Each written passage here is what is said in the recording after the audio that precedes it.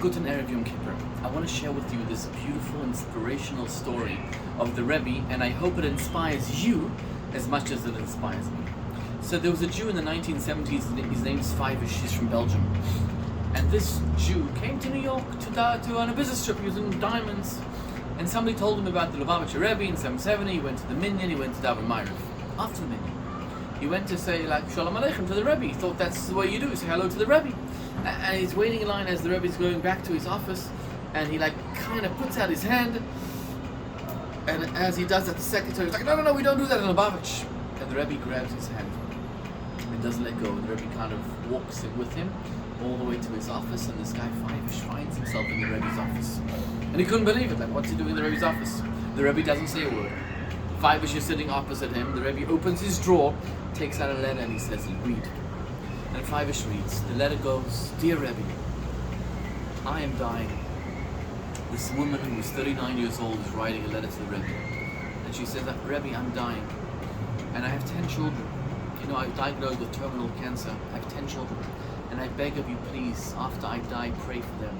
Pray that they will be good Jews, that they will be good people, that they will be Reish Shamayim, they will fulfill Torah and mitzvahs and give nachas to Hashem. And she had a 14-year-old and until a 1-year-old. And she signs off her name Rachel Bas. And when Fivish reads the letter, he realizes that this is from his mother writing a letter to the Rebbe. He wasn't aware of such a letter. He hardly had any memories of his mother because he was that youngest child, that 1-year-old at the time. And he starts to cry and he says, Rebbe, can I keep this letter? The Rebbe says no. And he's like, what? Why can't I keep the letter? I don't have anything from my mother. The Rebbe says such powerful words. He says, with this letter, I go to Kol Nidre. I don't start my Yom Kippur. I don't go downstairs to the main synagogue, to all the Hasidim, without reading this letter first. Because this letter is a powerful testament from a Yiddish mama begging. What does she ask Hashem for? What does she ask? She asks for a bracha, for a blessing for her children. Because nothing is more important to a Jewish mother than her children.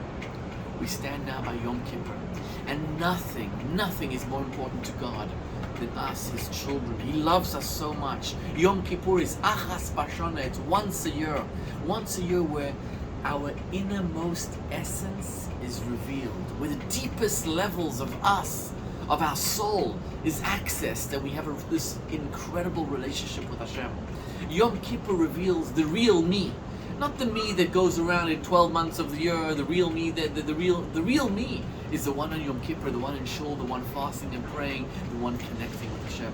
Let's utilize the next 25 hours in the best possible way to connect with our dear beloved Father in heaven. I wish you all a Gemar Chatima Tova, a good, happy, healthy, sweet New Year. May God bless you and your beloved families with everything you need.